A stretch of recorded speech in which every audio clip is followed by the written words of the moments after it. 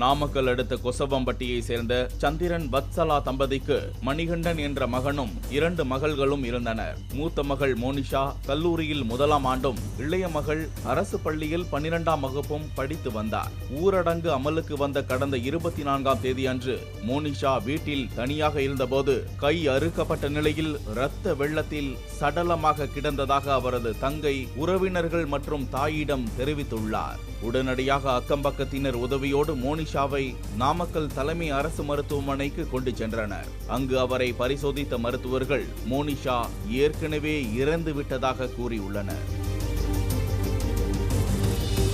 மோனிஷா தற்கொலைதான் செய்து கொண்டதாக நினைத்து போலீசாரும் உறவினர்களும் முடிவு செய்த நிலையில் மோனிஷாவின் அண்ணன் மணிகண்டன் தனது தங்கையின் மரணத்தில் சந்தேகம் இருப்பதாகவும் உரிய விசாரணை நடத்த வேண்டும் என நாமக்கல் காவல் நிலையத்தில் ஞாயிற்றுக்கிழமை புகார் அளித்ததால் இந்த வழக்கில் திருப்பம் ஏற்பட்டது. இதையடுத்து தற்கொலை வழக்கு சந்தேக மரண வழக்காக மாற்றப்பட்டு விசாரணையை முன்னெடுத்தார் காவல் ஆய்வாளர் செல்வராஜ்.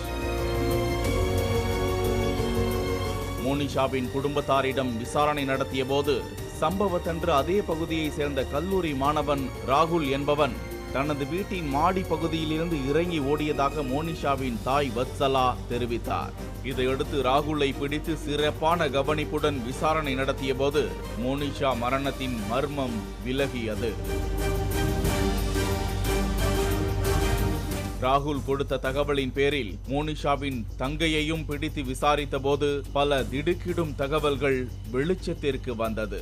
ராகுலும் மோனிஷாவின் தங்கையும் கடந்த 4 ஆண்டுகளாக காதலித்து வந்துள்ளனர். இருவரும் வீட்டில் ஆளில்லாத நேரத்தில் சந்திப்பதை வழக்கமாக்கி கொண்டதை பார்த்துவிட்ட மோனிஷா தனது பெற்றோரிடம் தெரிவித்துள்ளார். இதனால் பள்ளி படிக்கிற வயசுல காதலில் விழுந்த தங்கையை வீட்டில் இருப்போர் கடுமையாக எச்சரித்துள்ளனர். அதன் பின்னரும் காதலை கைவிடாததால் வீட்டில் உள்ளவர்கள் தள்ளி வைத்துவிட்ட நிலையில் மோனிஷாவின் தங்கை கர்ப்பமானதாக கூறப்படுகின்றது.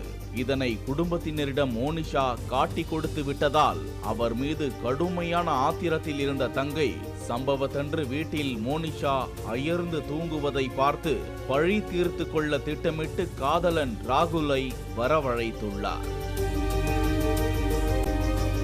பின்னர் இருவரும் சேர்ந்து மோனிஷாவின் கழுத்தை இறுக்கி கொலை செய்ததாகவும், தற்கொலை போல இருக்க வேண்டும் என்பதற்காக மோனிஷாவின் கையில் நரம்பை அறுத்துவிட்டு ராகுல் தப்பிச் சென்றுள்ளான். தனக்கும் இதற்கும் எந்த சம்பந்தமும் இல்லை என்பது போல நடித்து தடயங்களை அழிப்பதற்காக மோனிஷாவை மருத்துவமனைக்கு தூக்கிச் சென்று நாடகமாடியதாக வாக்குமூலம் அளித்து திடுக்கிட வைத்துள்ளார்.